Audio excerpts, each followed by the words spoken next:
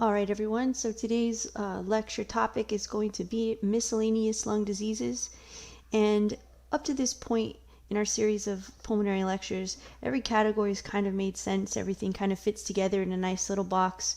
But as far as miscellaneous lung diseases, it's really our last lecture to kind of put all the kind of stragglers, little diseases that don't quite fit in other places, syndromes, in one lecture so that we don't have a bunch of little mini lectures floating around. We kind of put them all here towards the end. And you'll notice that maybe this lecture doesn't make as much sense as some of the other ones as far as why things are kind of put together in this hodgepodge of diseases and disorders. But I'll try my best to kind of lead you through it so that you can put it in that brain and be able to recall it when you need it, both for the test and for your future patients. Here are my instructional objectives, quite a few, but I think they kind of encompass everything of what we need to know about these diseases. And what all will be included in this lecture, we'll talk about acute respiratory failure, ARDS, atelectasis, IRDS, foreign body aspiration, obstructive sleep apnea, and obesity hypoventilation syndrome. Now, some of these will go into a little more depth than others. Some of them I'm going to just teach you the basics. Others we're going to go in a little more depth and talk a little bit more about criteria and signs and symptoms and such. So let's move on. So acute respiratory failure is something that if you are working in the ICU as a pulmonary critical care PA, you're going to need to know this in and out, like the whole enchilada. But if you're in primary care, in emergency medicine, internal medicine, you'll have to know about it, but it won't be as in-depth. So we're going to try to cover the basics here. I feel like a lot of acute respiratory failure has a lot to do with pathophysiology too, and understanding pressures and such. So we're going to cover it very baseline. Acute respiratory failure, as it says in the name, is not its own disease. It's not its own syndrome, nothing. What it is defined by respiratory dysfunction resulting in abnormalities of oxygenation or ventilation. So there's one of two processes or a combined of the two that threaten the vital function of organs. Okay, so let's talk about this a little more. Acute respiratory failure results when there is one of two things: inadequate oxygenation of the blood, so decreased PaO2 in the blood, or when there's inadequate ventilation, and that's elimination of CO2. And then in some cases, you can have a combination of both of those two. But that's essentially what we're looking at: hypoxemia or hypercapnia, okay? And there are set criteria following the ABGs. So you get an ABG, you get arterial blood, and you look for this. If you see hypoxia or PaO2 less than 60 millimeters of mercury, that is considered acute respiratory failure. Same way, but looking at carbon dioxide. If you have hypercapnia, the partial pressure of CO2 or PCO2 in the blood, in the ABG, in the arterial blood, will be greater than 50 millimeters of mercury. And these are hard, fast kind of numbers that we pick. They're kind of arbitrary, but they tend to kind of, you see the patient, you see them pending respiratory failure, you can see the work of breathing. It's in the setting of something else that's going on. And so these are the numbers that we put as criteria. But of course, I mean, if a patient has, let's say 61 PaO2, they're like, oh, they're not failing. It's not, it's just a set of numbers that we use as kind of guidelines for criteria. Like I said, it can occur in many, many different pulmonary and non-pulmonary disorders. And I have a slide next that has a long laundry list of things that can cause acute respiratory failure. And so we'll just cover a few of the general principles. We're not going to go into depth on management of every single one of these conditions. So here's some select causes of acute respiratory failure. You'll see that they fall in several categories. So we have airway disorders. Those are things like asthma, obstruction, emphysema, chronic bronchitis. Then we have things that cause pulmonary edema. So that can be problems with hydrostatic pressure, like we talked about in the pleural effusion section. You can also have parenchymal lung disorders like pneumonia, interstitial disease, aspiration, things like that. You have pulmonary vascular like PE or embolisms. You can have chest wall problems, so rib fractures, flail chests, pleural effusions, ascites compartment syndrome, and you can have neuromuscular issues like Guillain-Barré, myasthenia gravis, central nervous system disorders like drug overdoses and things like that, and then other things that just increase the CO2 production like fever, infection, seizures, drugs, etc. So this is a long list. If you think about it though, we've kind of talked about most of these conditions as they relate to pulmonary lung disease in one way or another. We talked about airway disorders in obstructive air disease. We talked about these edema, overload kind of things in the vascular lung lecture, cor pulmonale and things like that, and in pleural effusions. We talked about parenchymal disease, and we talked about infections and restrictive lung disease and interstitial lung disease. And we talked about PEs, and we didn't really talk much about chest wall trauma because it's more musculoskeletal, and we didn't talk much about the neuromuscular because that's more neuro-related. But you can see we did mention those things. We did mention kind of the neuromuscular issues as they cause an extrinsic restriction of the lungs.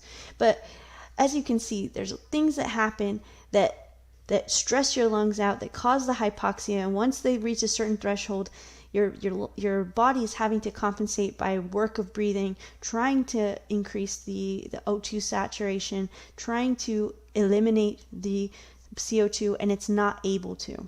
Okay? So dysfunction or interruption of any component of these things listed can potentially lead to respiratory failure. Not everyone with these diseases goes into respiratory failure, but if they do, we'll see those findings on ABG. So the thing about acute respiratory failure is that the signs and symptoms, like a lot of these things, are very nonspecific and insensitive. So you have to maintain a high index of suspicion and get the ABG to analyze whether respiratory failure is suspected in a patient. A lot of times, as you see with these chronic conditions too, these patients have a lower baseline, right? They have lungs that are damaged. So they tend to be the ones that can fall over into respiratory failure a lot quicker, a lot easier.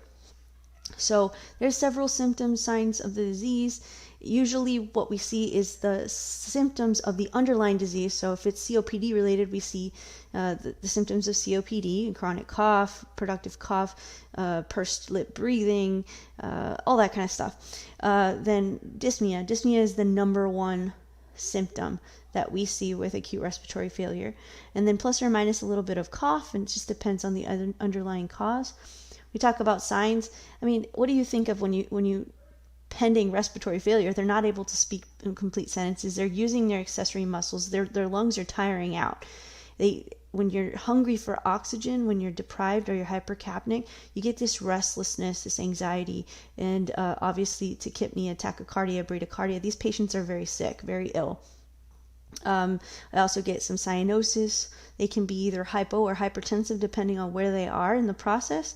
And then with the lack of oxygen to the brain, you can have impaired mentation, confusion, delirium. And also hypercapnia can cause respiratory, if respiratory failure is CNS depression. Okay? So dyspnea and headache are the cardinal symptoms of hypercapnia. But a lot of times there you see both. There's a mixed picture. So how do we diagnose acute respiratory failure? Well, we just said we have to have an ABG. That's the hard and fast numbers. We're going to be able to see the patient, though. They're going to be having difficulty breathing. Their respiratory system is failing. So we'll see that on the signs and symptoms. Then it's a complete workup. It's ABG tells you the numbers so that you know for sure whether it's pending respiratory failure. But you also get chest x-ray or CT of the chest. You get basic lab work, plus or minus cardiac enzymes, and a BMP EKG. Okay. Hypoxemia pearls. So you have to understand all of this. This is more physiology or pathophys, but you should understand the PaCO2 level, the AA gradient, and the response to supplemental oxygen. I'm not going to go into depth on this because I don't feel like it is ICM related, but I would definitely recommend watching some pathophys videos on the AA gradient and VQ mismatch so that you understand what's going on here. This is a very simplified algorithm that talks about patients with hypoxemia. Essentially, you're looking at the PaCO2 level. If it's elevated, it's usually in the setting of hypoventilation. Patients are not breathing off enough CO2, so they're retaining it. And then we look at the AA gradient, and that tells us whether it's due to hypoventilation alone or there's some other mechanism present. And then as far as the AA gradient is concerned, we're looking at that as well. And we're essentially looking at the if the low inspired PaO2 is the cause of the hypoxemia, or if the lower PaO2 is improved with supplemental oxygen. So trying to figure out if it's a problem with oxygen coming across, a problem with the circulation, a problem with the alveoli, and that's something I think is a little more pathophysi. And it's not something that we kind of sit down when a patient's having acute respiratory failure, like, let's think about this a bit. Let's go ahead and analyze the AA gradient. No, we're not going to do that. But this is trying to explain kind of how to look through it. Also, you're going to want to look at the pH, because respiratory acidosis happens when you have hypercapnia. And also you get some renal compensation over time, because generally speaking, these patients kind of live in that area. But that's going a little bit more than what we need to know for ICM purposes. How do we treat it? Well, we have to first consider what it is that's causing the problem. We have to specify the therapy towards the underlying disease. We also have to give respiratory supportive care directed towards maintenance of adequate gas exchange and general supportive care. And I put this on here because there was some questions in class the other day about what is a nasal cannula, what's a face mask, a simple face mask, non-rebreather, all the way up to intubation. And there's kind of this kind of flow of management where we kind of step up, all the way up till we have mechanical ventilation. So here's just a few illustrations of what they look like and kind of what the step-up process is. This one says it's in COVID-19. Now, COVID-19 tends to cause acute respiratory failure. It's just one of the things that causes it. But still, you follow kind of the same pathway of stepping up the respiratory care that we have to give a patient. When we provide supplemental oxygen, obviously in most cases the patient is hypoxemic, hypoxia less than 90% on room air. We want to give the lowest amount of oxygen that we need to avoid oxygen toxicity, meaning we give them too much oxygen, it's not good. You can actually poison them with the oxygen. So we titrate the levels of oxygen if we're using mechanical ventilation. Also, with hypercapnic respiratory failure, usually that's from not breathing out enough, usually in like COPD patients. So have to be careful with the oxygen you're giving these patients as well. Many times we do some NPPV, so we give CPAP or BiPAP are kind of the next step before we decide to intubate. And we can only use this for conscious patients that are still able to breathe on their own. And sometimes we can keep them on the CPAP or the BiPAP and avoid having to intubate them. So not a positive pressure ventilation. So with that, it gives the machine is essentially keeping those airways open even during expiration, so it's easier to draw in the next breath. If the patient can't breathe on their own and they are in acute respiratory failure, we have to intubate. Endotracheal intubation, connect them to mechanical ventilation, and from there, the specialist will set up their vent and do all sorts of different settings.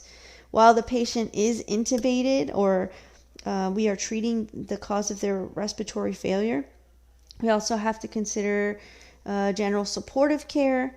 Those are going to be nutritional support, remember, if they're intubated, they can't eat, so we have to provide them nutrition. Aside from that, sometimes it requires putting a peg tube in. It's stressful for the patient and the family to be intubated. Patients stay in the same position for a long time, so we have to consider wound care, tube hygiene. Stress, gastritis, and ulcers are a real thing, so we try to prevent that, as well as DVT and PE. So when would we want to mechanically ventilate?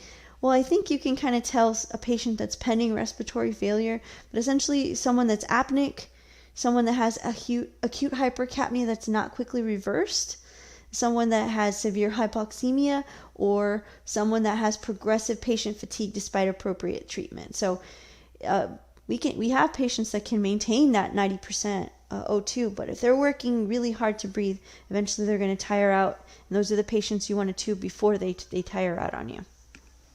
Okay.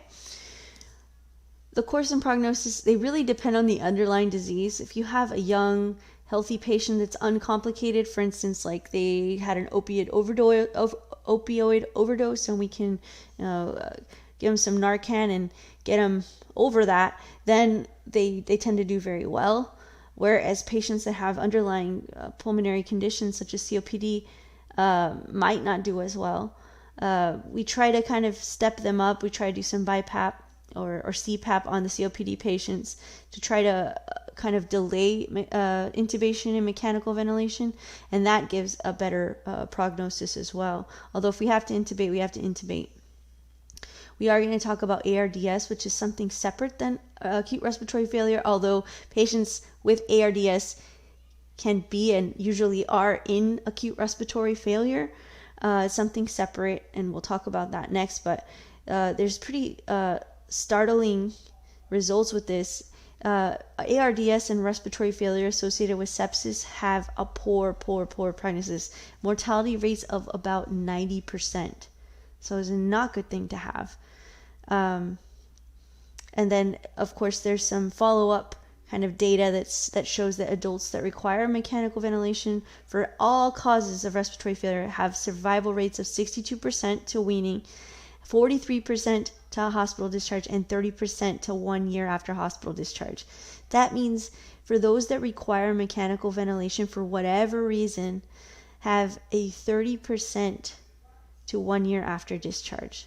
So that means 1 in 3, right, survive to a year, or maybe a little more than that. That's kind of crazy, right? Yeah, I think so too. All right, so that's the level and depth of acute respiratory failure I want to cover. We're going to go a little more into depth on acute respiratory distress syndrome, sometimes referred to as adult respiratory distress syndrome, because we have respiratory distress syndrome in infants, but acute is the correct term for the A and the ARDS.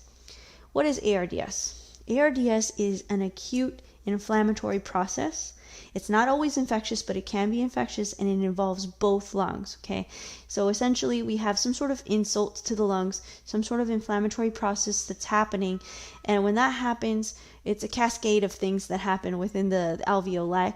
You get neutrophils that start activating, start causing leaky capillary beds around the alveoli, which causes fluid to leak out of the capillaries into the interstitium and into the alveoli. And we get these infiltrates that appear bilaterally on both sides within the lungs. That little bit of liquid that we get in the alveoli also disrupts the surfactant on the inside and causes kind of widespread alveolar atelectasis or collapse. And this essentially leads to massive intrapulmonary shunting of blood. So remember, if we have just one little alveoli that's damaged, the body's like, oh, well, we'll just bypass that alveoli. We'll just go somewhere else with our blood. But when you have widespread alveolar shutdown, the blood has nowhere to go. It can't shunt around the bad areas. So you get severe hypoxemia. And this is the kind of hypoxemia that is refractory to treatment. So you can give them 100% oxygen and they still can't stay above 90%. They're still hypoxic. It's refractory to oxygen therapy. So these patients are really, really sick. As far as this is more kind of pathophys, but they have decreased pulmonary compliance. Because those alveoli are shutting down, you have to work to get air in to reinflate those alveoli as you take in a deep breath. So that gets patients tired real quick because they're having to work against that. Also, like for COPD and certain air trapping kind of problems, it's like, so right now, take a big deep breath in and hold it. Okay, hold it, keep holding it. Now try to take in a breath on top of that breath. It's hard, right? Because you're working against the air. Okay, make sure you breathe breathe normal. But you can see if you take in a deep breath and you try to take in another breath on top of that, that is very difficult, okay? So patients with septic or septic shock have the highest risk of developing ARDS, and that can be sepsis due to anything. And ARDS is a usually rapidly progressing illness. So it tends to happen and the patient gets sick pretty rapidly. It progresses over hours and they can go into acute respiratory failure quickly. So there are diagnostic criteria which makes ARDS kind of easy to diagnose, okay? Easy from a textbook sense at least. ARDS is not its own disease, okay? Notice it's a syndrome. So a syndrome is kind of a constellation or put together of symptoms associated with something else that's associated with it. And you put those pieces together with the inclusion criteria and you create this syndrome of diseases, okay? So you need 4 things essentially to diagnose ARDS. And this is all the words of that, but I like to look at pictures, so I'm going to show you this. So the Berlin criteria is the criteria that we use to diagnose ARDS. So we need 4 things, okay? Number 1 is timing. So we have to have these symptoms within a week of a known clinical insult or new or worsening respiratory symptoms. Meaning, let's say they have pancreatitis 3 days ago. That would be something. Pneumonia a few days ago, sepsis, or a burn, right? They're in the burn unit. Something is insulting, and it has to be within a week, okay? It has to be new, okay? Very good. Next, we're going to look at chest imaging. You have to get a chest x-ray or CT. Chest x-ray is usually what we start with. And the chest x-ray is going to show bilateral opacities. And these opacities are not going to be explained by anything else. Okay?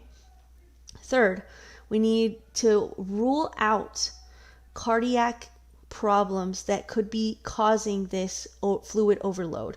So the respiratory failure cannot be explained by a cardiac failure or fluid overload, which means in this case, you have to at least start with a BNP to see if there's fluid overload because of CHF, plus or minus an echocardiogram to look at the systolic and diastolic function of the heart to make sure that it's not something to do with the heart, okay?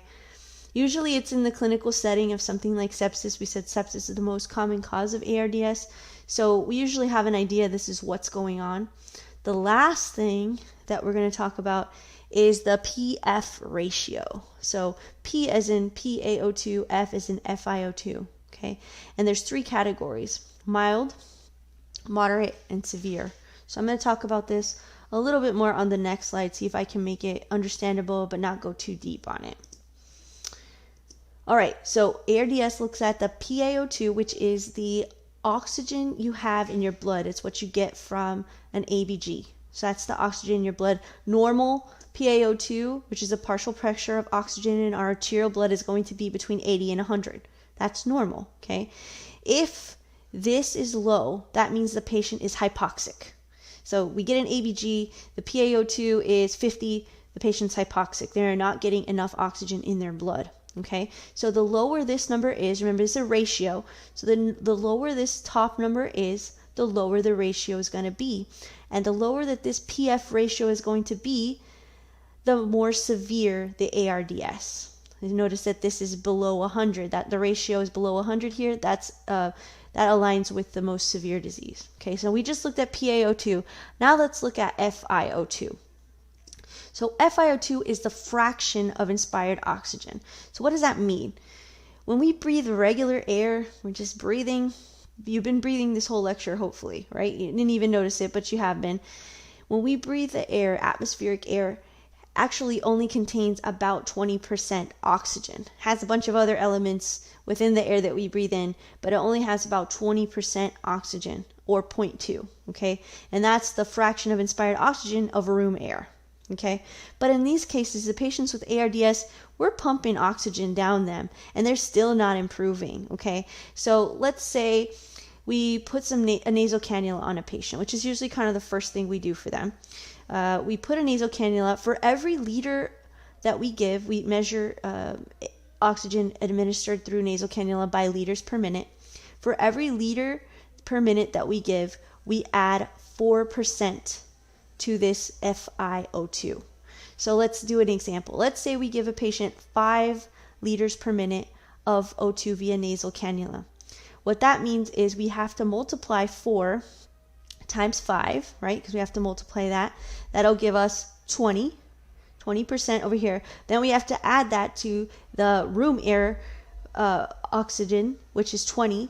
So when we give them that, we're actually giving them 40% FiO2, which is, if we put it down underneath here, 0.4, then we would do the ratio. So essentially what that means is the higher percentage of fraction of oxygen that we give a patient, the lower the ratio is going to be. And we said the lower that this ratio is, the more severe the ARDS.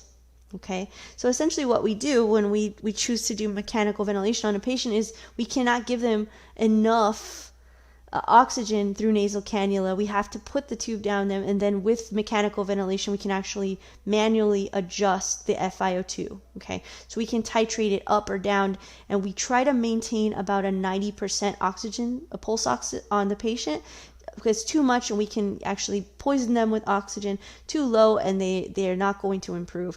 So we titrate them at 90%. Hoping to reduce this FiO2 down so that we can get them off the ventilator and back to breathing on their own.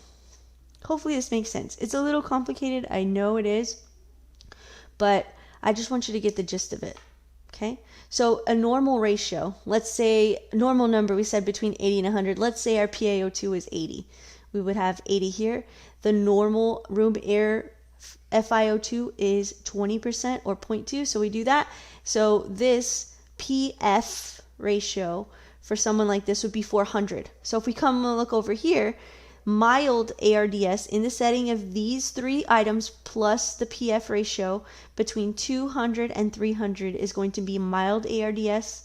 If we have it lower than that, between 100 and 200, that's moderate ARDS, and severe is going to be less than 100. And so that's why this is important. I wouldn't expect you to calculate this on a test, but I think it's important to understand what we're looking at when we have these kind of figures thrown at us and we're like, okay, well, let me just memorize 200 to 300, I got it. But now we know, hopefully after reviewing this, where that number comes from and why it's important to know it.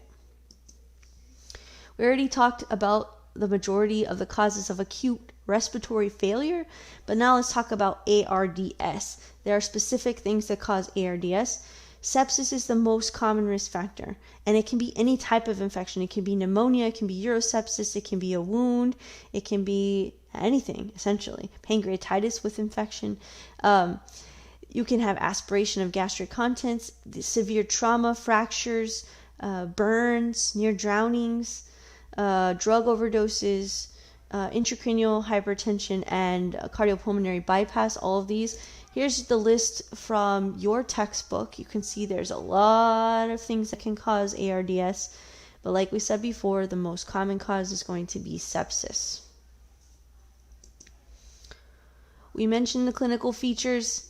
At least we mentioned the diagnostic criteria. When we think about clinical features, it's going to be dyspnea, profound dyspnea, and it usually happens rapidly progressing, and it follows some sort of incident, some sort of initiating event.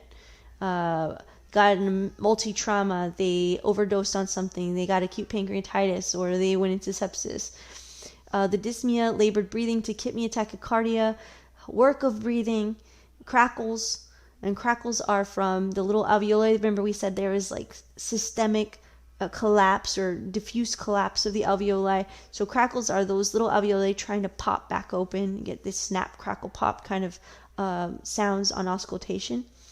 Chest x-ray is vital. We have to get it. It shows bilateral patchy infiltrates, and they call it lung whiteout. They call it a whiteout because it tends to be pretty dramatic, okay? They tend to kind of spare the costophrenic angles. I think I had one x-ray that kind of showed that. I'm not sure if it's in this lecture or in your cases. But we should see that the heart size is normal, right? Because it's not due to CHF. It happens progressively, but pretty marked and pretty fast, and it's, again, refractory to supplemental oxygen. Okay. These patients tend to tank real quickly and very easily, and they can go from just dyspnea to requiring intubation and multi-organ failure very quickly. Okay, so not something good to have. How do you diagnose it? Well, we have to diagnose it using the Berlin criteria. The first things we're going to get are ABG and chest x-ray, and we're going to see this chest x-ray and think, whoa, that looks bad. It's going to mirror their dyspnea, and it's not going to get better with oxygen, at least not the kind we can administer via nasocannula or non-rebreather. It's going to probably, in most cases, warrant the step up all the way to mechanical ventilation. We can do some diuresis, but it doesn't tend to improve with ARDS. If the patient does improve, if they improve, you'll see some chest x-ray improvement after a few weeks, so you won't see it right away. We mentioned ABG, hypoxemia. We said, especially with acute respiratory failure, would be less than 60. Tend to have kind of an initial respiratory alkalosis, and then it tends to give way to respiratory acidosis as you start increasing your work of breathing. You start retaining some CO2, and that causes the respiratory acidosis. And if the patient is septic, you can also have a concomitant metabolic acidosis. So it can get quite complicated. These patients get sick, and they can be very complicated to treat. We can also diagnose with a pulmonary artery catheter. That is, if you cannot determine whether or not this is cardiac in nature, and you're concerned that it could be some sort of cardiogenic pulmonary edema, and you've done the BNP and you've done the echo and it's inconclusive, then you can get a pulmonary capillary wedge pressure via catheter. We don't do this as often because it has not been shown to be beneficial in ARDS or sepsis, but it is sometimes done. Okay, I wouldn't say that this is the first thing that I would do. Again, we can do some bronchoscopy, but again, this is not the first thing that I would do either.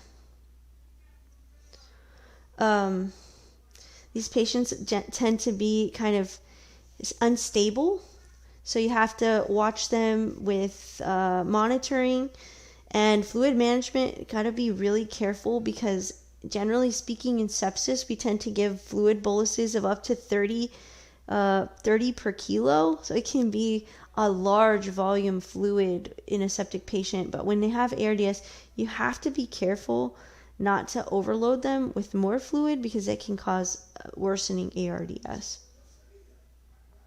So how do we treat it? Similar to acute respiratory failure, we have to identify the primary condition, what has led to the ARDS. We figure that out and we treat it. For example, infection. If it's a urosepsis, we got to treat with antibiotics. We got to try to get the infection under control, or the ARDS is not going to improve. We have to try to keep the oxygenation around 90%. Usually this is done via mechanical ventilation, and usually the mechanical ventilation is set to have positive end expiratory pressure, so PEEP, which helps keep the alveoli open. So when we breathe in, our alveoli kind of inflate with air, and then as we breathe out, we have some recoil. The alveoli in a normal lung should never close on itself. It should never completely flatten out, right? It still maintains low surface tension, and those alveoli stay open so that we can draw air in more easily. But in these patients, when you have widespread atelectasis or collapse of these alveoli, what we tend to set them on the mechanical ventilation is positive end expiratory pressure, meaning that at the end of expiration, we still have pressure coming in through the endotracheal tube to keep those alveoli open so that we can continue to oxygenate and ventilate. All right. Complications, it's not good to have this. If you make it through alive, the chances are that you're going to have some permanent lung injury. Usually you get scarring of the lung, and that's secondary to the inflammatory process and kind of the rebuilding in the aftermath. There's also trouble associated with mechanical ventilation, like nosocomial pneumonias, barotrauma like pneumothoraces and stuff like that. It's not a good situation. You kind of, one thing tends to lead to another, which tends to lead to another. So if you make it out, if we can diagnose it and treat it, and we get a patient out of ARDS, we did something good. Okay. A lot of other things can happen. We said multi-organ failure tends to happen as well. Now, when we go back to the three categories, right, we're thinking about kind of the prognosis or what the mortality is for these patients. We talked about up to 90% mortality with ARDS coupled with sepsis. But remember, we had those three categories on the Berlin chart. There was mild ARDS, moderate ARDS, and severe ARDS. Well, let's just talk about prognosis, mortality with those categories. Okay, so the mortality rate for mild ARDS is 27%. That's still pretty high. If we move up to moderate, we have about 32%, and severe, about 45%. Almost half the people with severe ARDS don't make it. So this is not something good to have. We try to prevent it by treating underlying diseases as we see them. Can't always prevent bad things from happening, but these patients are very, very sick, and there's a high mortality rate. All right, well, that was depressing. I like to tell a story before I move on about someone that very near and dear to me that I know that had ARDS. So my grandpa, he's a physician. He actually graduated from the same medical school that I went to PA school at, UT Southwestern in Dallas. He graduated from medical school in 1952, and he went on to be a family physician in Caldwell, Texas, which if you're from A&M or you went to A&M, it's a little tiny town on the way over to Aggieland. My grandpa was the town physician back in the day when they did everything from surgeries to baby deliveries to treating common cold. He then decided years later that he wanted to go back and do a residency in psychiatry. So he did, and he was a psychiatrist for the rest of his medical career. He was a brilliant man. Like, you could have a conversation with him about anything from money, politics, medicine, anything. And he could carry that conversation. He was in his mid-80s, 85, 86 years old, and in great shape. He had a tiny bit of hypertension and a little tiny bit of CHF just from old age, but it was well managed. He worked out every single day. And when I say workout, he did weights. He walked on the treadmill every single day as an 86-year-old. That's life goals, right? And he actually had a girlfriend that he met on Match.com. This guy was living his best life. But one morning, he wakes up, sits up in bed, on the side of his bed, reaches over to scratch his legs. He had an itch, and he stumbles. He falls forward, hits his head on the ground, and breaks his neck. Not good, right? He's 85-year-old who just broke his neck. So we take him to the ER. He's evaluated. He's told he has a neck fracture, and he's placed in this highly uncomfortable Minerva brace. It's like this big cage you have to wear, kind of keeps you from moving. He had a C2 fracture, by the way. So he's kept inpatient for a few days while they kind of figure out what they're going to do with him. Then they end up sending him to a nursing facility. And because he has a broken neck, he's not allowed to walk. He's a fall risk. So they keep him non-ambulatory, and they put in a catheter, a urinary catheter, because he can't get up to pee. And they leave this catheter in. They change it every now and then, but he's in a nursing facility. And one evening I go over to visit him, and I noticed that he's not able to complete sentences, and that's not like him. He didn't have really any respiratory problems like this, but he couldn't complete his sentences. He kept talking. He'd kind of tire out at the end of his sentence, and I thought that was strange. He said he was having a little bit of shortness of breath. So I called the nurse in to come check on him, and the nurse is pretty dismissive. Oh, I'll just give him breathing treatment, and we'll call the doctor and see what he wants to do. And they were going to order kind of a bedside chest x-ray, but of course it's a mobile x-ray, so they have to bring him in-house, and it was going to take forever. And as he's sitting there kind of waiting to figure out what the doctor is going to do for him, I notice his work of breathing increases and increases and increases, and he starts kind of gasping almost. So anyways, eventually we call EMS. He gets transported to the ER. and he goes downhill very, very quickly. You get the chest x-ray and his lungs are whited out, both of them. Where did it come from? He did have ARDS. What do you think the source came from? What's the most common cause of ARDS? Sepsis. What did he have? A catheter. He had an indwelling catheter, right, on his in his bladder, right? So he ended up developing urosepsis, which went undiagnosed because he probably didn't have any symptoms. He developed sepsis and developed ARDS. We intubated him, and he ended up going into multi-system organ failure, including having to do dialysis. And in one of the dialysis sessions, he went into cardiac arrest, and he passed away. So ARDS is not something that you want to mess around with. Sometimes it's out of our hands as clinicians.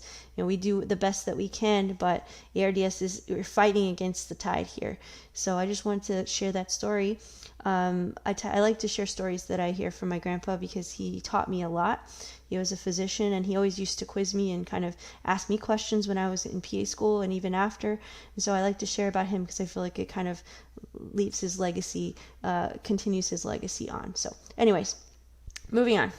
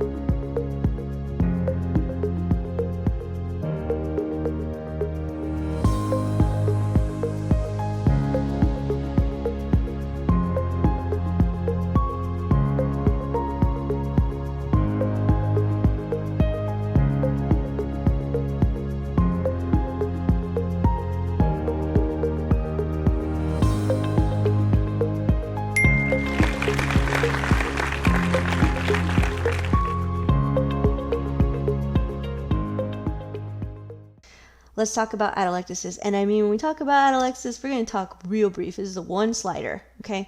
I'm going to keep it real simple. Atelectasis is loss of lung volume due to collapse of lung tissue. We just talked about atelectasis in ARDS. We said that you get these little micro collapses within the alveoli. That's atelectasis. There's some classifications of obstructive versus non-obstructive atelectasis. I'm not going to go into that.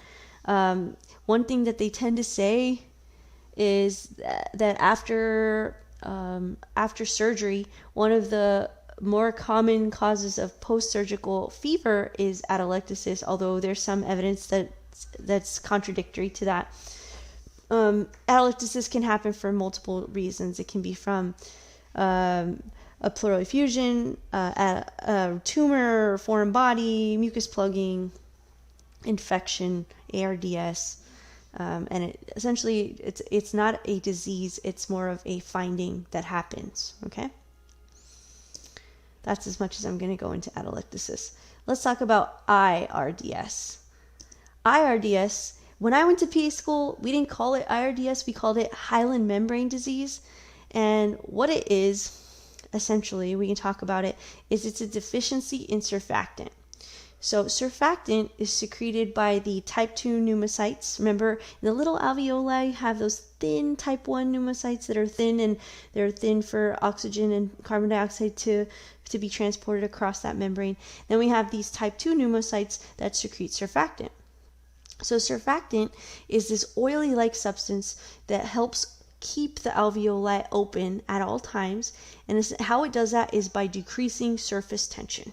Okay, and what happens in IRDS is it usually tends to happen in premature babies. So the mom, for some reason, delivers the baby early, whether it's a premature rupture of membranes. Maybe the mom has to have a C-section because they're preeclamptic or they're eclamptic. They might have placental abruption. Anyways, the mom is in a situation where she has to deliver the baby before its lungs are fully developed. Lungs of babies are not technically fully developed until they reach full term, which is 37 weeks of gestation. Remember, 40 weeks gestation is full term, but 37 weeks gestation and above is considered full term.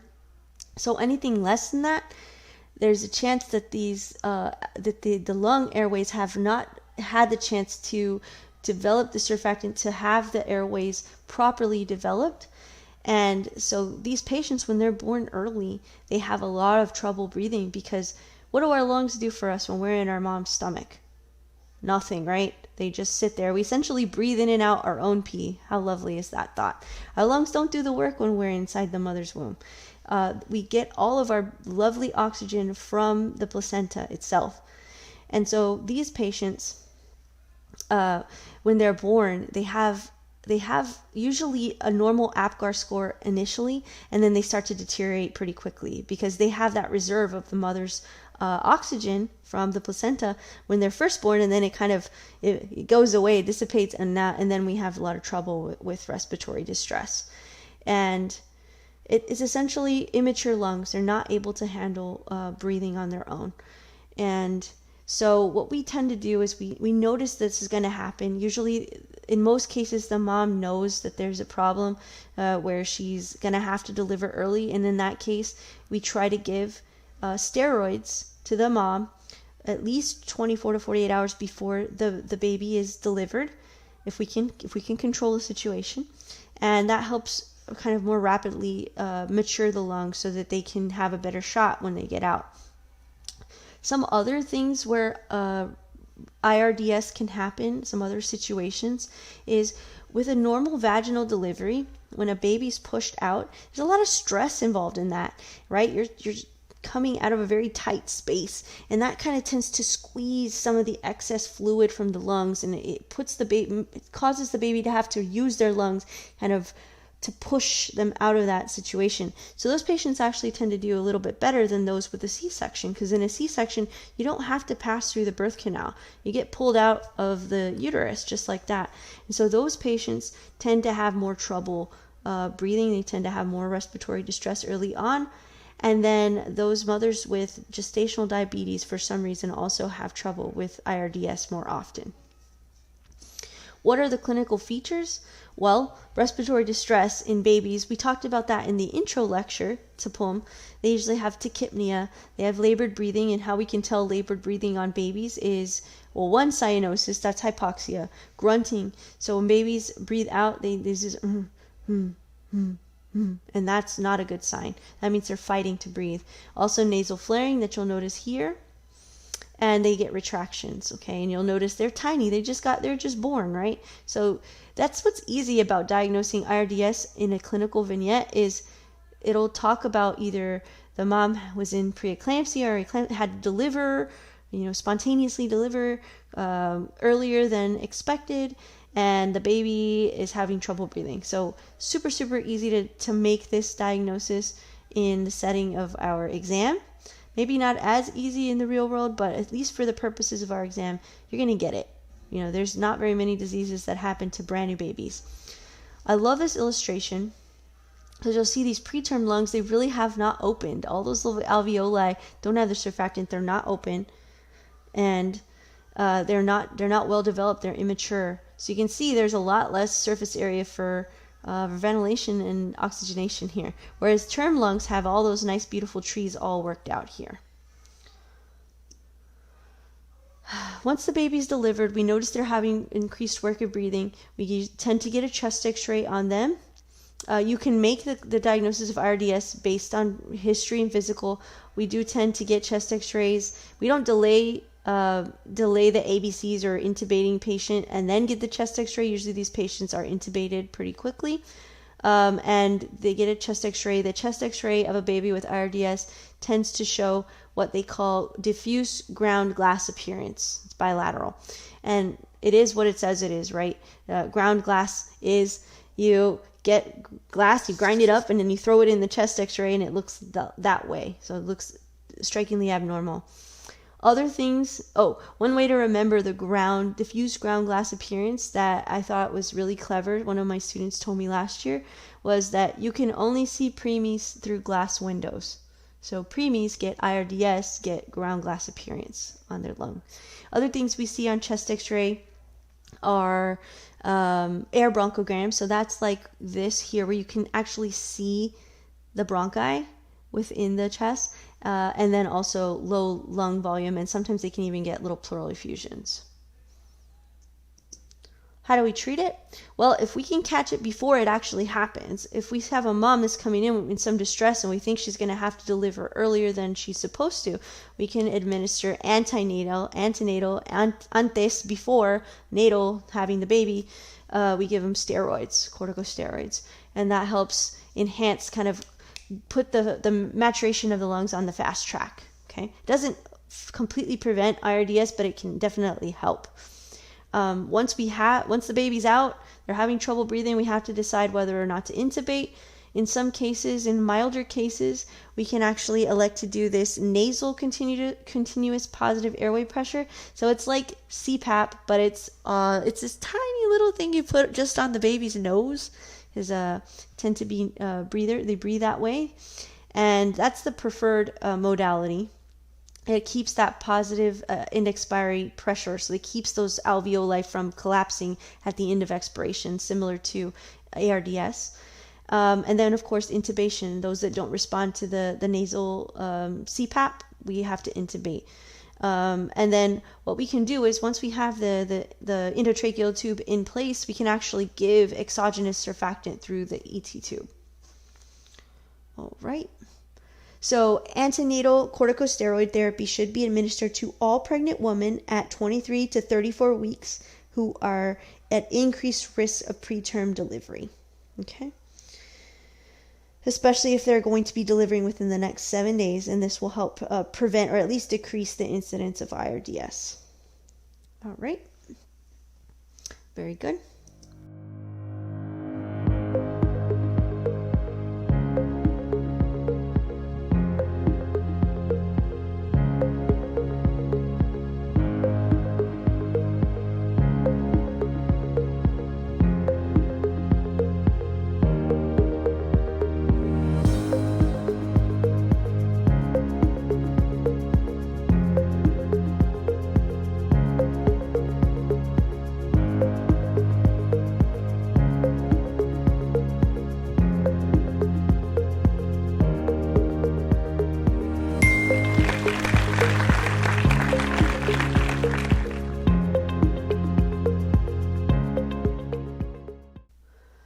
Moving on, foreign body aspiration. So, I don't know about y'all, how much experience you have with babies and children, but they tend to put everything in their mouth. They explore with their mouth and with their hands. And so it's much more common in children and adults that we get something that doesn't belong in the airway. And like it says here, 80% of the cases occur in patients younger than 15. So this is predominantly babies and small toddlers and children, and it is one of the greater causes of death in young kids. Okay, it's fourth leading cause of accidental death for children. Okay, so it is deadly. We have to be able to recognize it and diagnose it.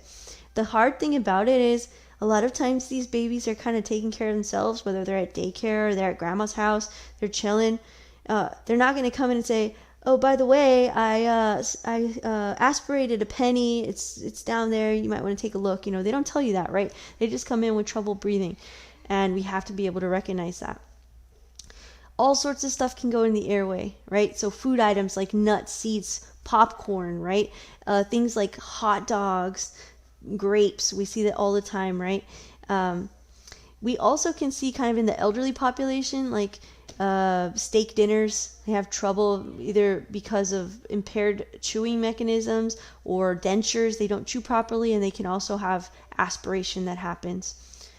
We also get like the weekend warrior crafty ladies that tend to be like the do-it-yourself that tend to accidentally aspirate like paper clips and pens as they're like kind of holding them in their mouth while they're trying to do more than one thing at a time. So historically speaking, when we talk about where foreign bodies go when they get in our airway, we have kind of multiple mechanisms to try to keep foreign bodies out of the airway, but things fail from time to time. The epiglottis doesn't close, something comes into the airway, and then it has we have this bifurcation at the primary bronchi, and generally speaking, the right primary bronchus is the area that it tends to go. One, because it's a more straight shot, right? You got the heart over here, so the left primary bronchus has more of an angle to it. It doesn't go straight down. So they say that the right lung or the right side tends to have more foreign bodies than the other. But it doesn't really matter where it is. It matters that it's there, and we have to be able to detect it. Now, patients can present many different ways when it comes to aspiration of a foreign body. One that we think of generally is the choking episode. So if you have a foreign body that you aspirate and it blocks off your entire airway, that's choking. That's the BLS protocol, Heimlich maneuver, and things to get it out. They'll start turning blue. They won't be able to breathe or cough at all. That's one thing. That's an acute emergency. Some present with kind of the severe respiratory distress. They can have dyspnea. They can turn colors depending on how big the foreign body is and where it's lodged. Usually adults, it can be a much more silent, kind of subtle presentation. They might have a chronic cough, or they just can't clear their airway. And then eventually, because you get something stuck in the lung, it's a vector for infection, and it also obstructs some of the distal portion of the lung, so you can get fever, chest pain, and hemoptysis. And for some reason, in adults, I always think of an episode of Grey's Anatomy where this young lady was at a bachelor party and accidentally aspirated a condom, and it was there for a while. She didn't know that she had it there. For some reason, that always is what I'm always reminded of when I think of adults aspirating. But it's not as common for sure. Rarely do adults present with acute asphyxiation. Okay, so it's not common. Like we said before, depending on how big the foreign body is going to determine how they present. Large foreign body that obstructs everything is going to be acute asphyxiation, choking. Foreign bodies that are aspirated to the lower lobes might just have a little bit of distal bronchial obstruction. And we said right bronchus is most common. These are kind of signs and symptoms of complete airway obstruction versus partial. How do we treat foreign body aspirations? Well, we tend to get imaging, first off. A lot of times patients are unwitnessed when this happens, like little kids are hanging out, crawling on the carpet, and grandma thinks maybe they picked something up, maybe they didn't, and they start coughing, kind of acute onset, either after eating or after playing unsupervised, and we tend to get plain films, just plain x-rays. Now, we wouldn't delay severe problems. We wouldn't delay that if the patient is severely ill. We wouldn't delay that. We would get the respiratory specialist in to try to do some sort of bronchoscopy if we know they have something stuck in there. But we, in most cases, do the chest X-ray. But like I said, it shouldn't delay the intervention. But we know that not everything on a chest X-ray is going to show up on a chest X-ray. Okay, sometimes we have organic matter like hot dogs and things like that won't actually show up on an X-ray. It has to be radiopaque to be able to see it. So you have to put the X-ray in line with the clinical picture, and you can't hang your hat on a normal looking X-ray, quote unquote. If we suspect that they have a foreign body, whether or not the chest x-ray is abnormal, we should have a specialist on board that can try and get in there and visualize the foreign body. No aspirated foreign body should be left. Okay, we should go in and look for it. And I don't expect you to know when to use a flexible versus a rigid bronchoscopy. Don't worry about that. We usually kind of in adults use a flexible bronchoscopy as kind of the first procedure in non-life-threatening. And kids, because it's usually more life-threatening, we tend to do the more rigid bronchoscopy. It's better, it's preferred to get large foreign bodies out. And it's also better for complex foreign bodies. All right. I have a little more on foreign bodies. We'll talk about that in our case lecture. So moving on, we have obstructive sleep apnea, or OSA. This has become kind of a new hot topic because of the state of our country and the prevalence of obesity, especially down here in our part of the country. It's an epidemic. And so we are going to be seeing obstructive sleep apnea in many different settings because of this. So what is obstructive sleep apnea? It's not obstructive in the same sense that we think of like asthma and COPD. Essentially what it is intermittent obstruction. By obstruction I mean like cutting off of the airway. And it's usually having to do around the oropharynx, around the neck and the palate, the palate in the back of the throat. And what happens is this has to do with sleep. We're only talking about sleep here, but patients experience apneic periods while they're sleeping. And it can be from 20 to 30 seconds, maybe longer. And during these apneic periods, they're not breathing. And they get hypoxic. And then the body senses that they're not breathing and they kind of wake up. Okay. And this happens multiple times throughout the night. And so it happens a lot during REM sleep. Remember, REM sleep is rapid eye motion sleep. When we're deep sleep, we actually are paralyzed during this portion of sleep. So everything within our neck, especially kind of the palate and everything kind of sinks in, especially if we're laying supine, and it obstructs the airway. We're not getting air in, we're not getting air out, and we essentially just stop breathing for periods of time. Not good, right? It's not good for our heart. It's not good for our brain. It's not good for sleep. When we have to do that, when we have this happen to us. So what are the major risk factors? Major risk factors are going to be obesity. It's going to be mainly around the neck, but non-obese patients can also have obstructive sleep apnea. It depends on your anatomy. Enlarged tonsils, uvula, soft palate can cause this. Any type of swelling or enlargement in around the oropharynx can cause it. Tends to have a family history. And then those that take like sedatives at night or that are chronic alcohol drinkers, especially before bedtime, have increased obstructive sleep apnea. And then hypothyroidism we have to consider as well. Clinical features: not all that snores is obstructive sleep apnea. If someone comes in saying that their significant other is snoring and they can't sleep, they must have sleep apnea. That's not the whole story. Make sure to get the whole story. Usually it's snoring combined with excessive daytime sleepiness. I mean, they're waking up many times during the middle of the night because of these apneic episodes. So they're not getting good consistent sleep. They're going to be sleepy during the daytime. They might even have things like personality changes. They get grumpy, have decreased libido. With repeated desaturation and hypoxemia, you can have problems like pulmonary hypertension even, and it can get pretty bad. And you can also have cardiac arrhythmias. They also tend to have polycythemia because the body's trying to figure out what the heck to do to kind of increase the oxygenation, so it increases the oxygen carrying cells. And patients also tend to have a lot of headaches. On physical exam, it can be completely normal. Usually you notice a patient that's kind of overly sleepy. They might even fall asleep during your evaluation.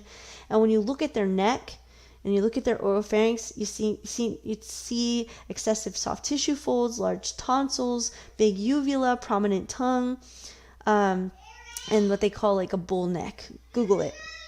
How do we diagnose this? Really, really simple. The official way to diagnose obstructive sleep apnea is through polysomnography. It's an overnight sleep study. You go to a lab, they hook you up to an EKG and an EEG, and they watch you sleep, and they know how many times you have apneic episodes. This is what it looks like. They have you connected. I'm not sure how you'd be able to sleep in a sleep study, but you do. They notice your breathing.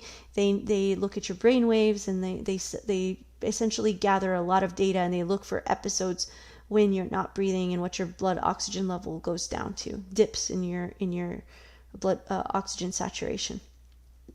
And like we said, there's some other things that we should do. We should get some thyroid function testing. You'll see sometimes erythrocytosis just because of the hypoxia. But the polysomnography, if they ask you that on the test, that is going to be the study of choice for this. More recently, there's a new survey that's done to try to help kind of stratify risk for patients that have symptoms of obstructive sleep apnea. It's called the Stop Bang survey. Stop, STOPBANG. You can see the letters that are highlighted here. There's symptoms that we tend to see in patients with obstructive sleep apnea. You get a point for each one, and then they put you in a risk category. 0 to 2 points, low risk, 3 to 4 points, intermediate, and greater than 5, high risk. There's also there's more to it than just adding the points up. There's some other things that can kind of make you higher risk, like your gender, your BMI, and etc. So this is another way that we can kind of screen patients, or at least look at their risk before we decide to do a sleep study on them. If we're talking about treatment, we have to mention first behavior modification. Usually these patients are overweight, they have poor diets, they tend to drink a lot of alcohol, their sleeping pattern has to change. So we have to stress and educate our patients on behavior modification. That should be what you do for any patient that comes in, right? Good luck. You can lead a horse to water, but you cannot make them drink. You can tell them till you're blue in the face what to do, and they might or they might not do it. Some patients are great, and some patients have fatigue where they start doing it and they're like, nah, this isn't worth it, and they go back to their old ways. Mild to moderate obstructive sleep apnea, you can be offered CPAP, or you can try to just do oral appliances, or just offer behavior modification initially. If you have a polysomnography that shows obstructive sleep apnea, you should always recommend CPAP, which is the treatment of choice. Essentially, it's an apparatus that looks like this that patients wear when they're sleeping at night, and it provides positive pressure so that it prevents occlusion. So there's always kind of a constant flow of air in the airway, which keeps it open and prevents those apneic episodes. It's not the most comfortable thing in the world to be wearing a mask like Darth Vader while you're trying to sleep. So we do tend to see a lot of patients that kind of fatigue out, that wear it for a little bit, get uncomfortable, decide the heck with this, I'm not going to do it. So you really have to kind of stay on top of patients. And there are some other more comfortable apparatuses than this that you can try with your patient if they're not compliant with this. If this isn't working for the patient, there are other things that can be done, like UPPP, which is a surgery, usually laser-based surgery, where they remove extra tissue from your oropharynx to allow more airflow. It's not always done, but it's usually done in the setting of that they're either non-compliant with this, or they have something that you can see, like an enlarged uvula or things like that you can remove. And then last result, right? Last result is a tracheostomy. I don't know about you, but I wouldn't want that as my first line for sure. This is for patients who fail everything else and are at high risk for cardiac events or severe hypoxemia.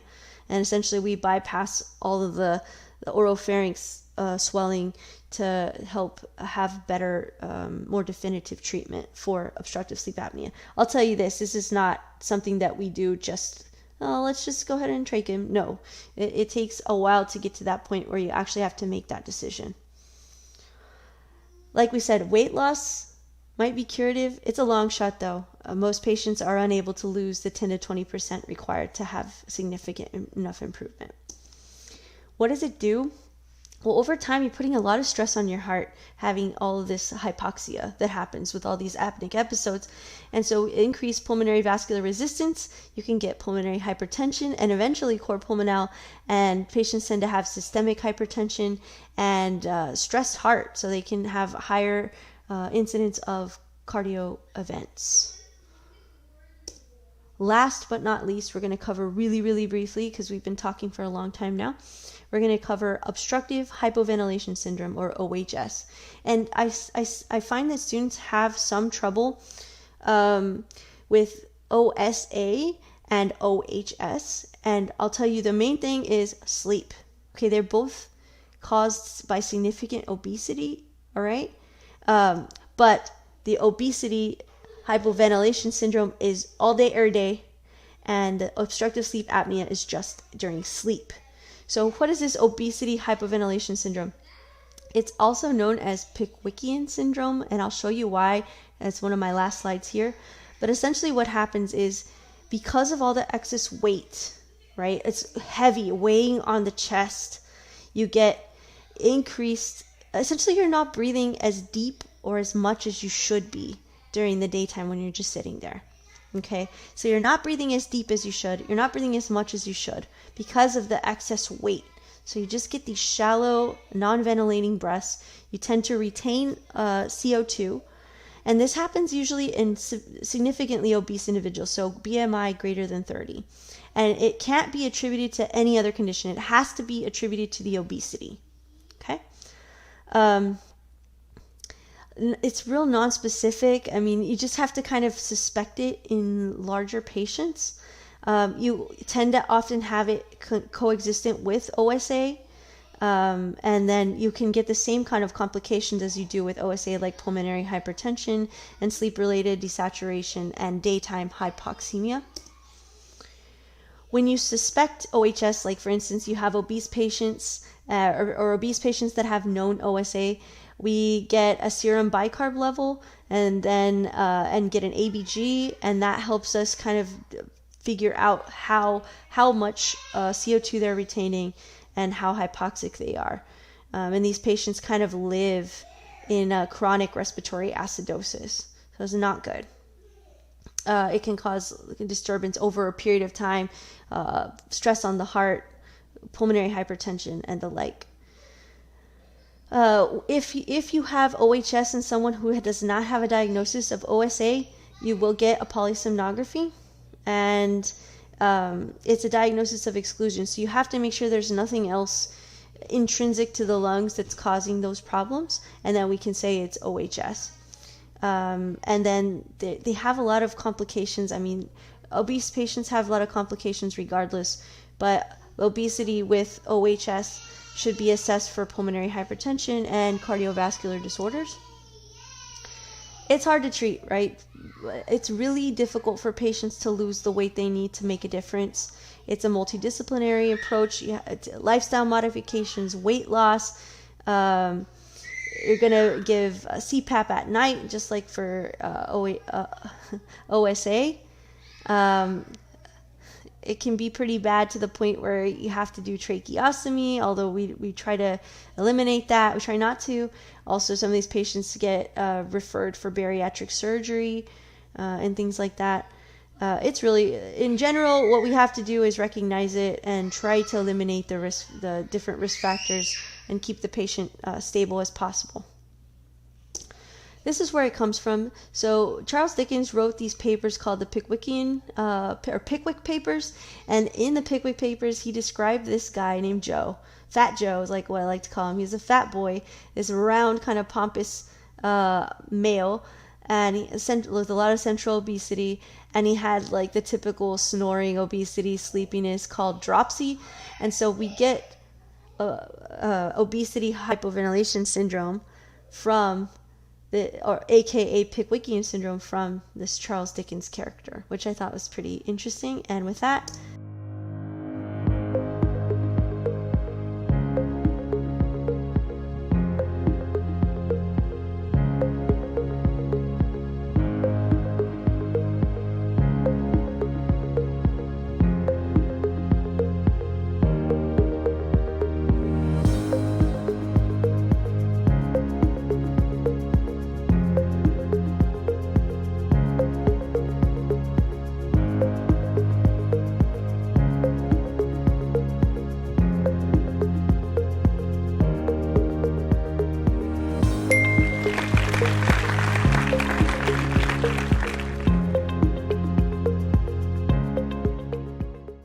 That is the end of our lecture. I hope you enjoyed our 71-minute lecture. It's a little longer than I anticipated. We covered a lot of ground, and I'll see you in class.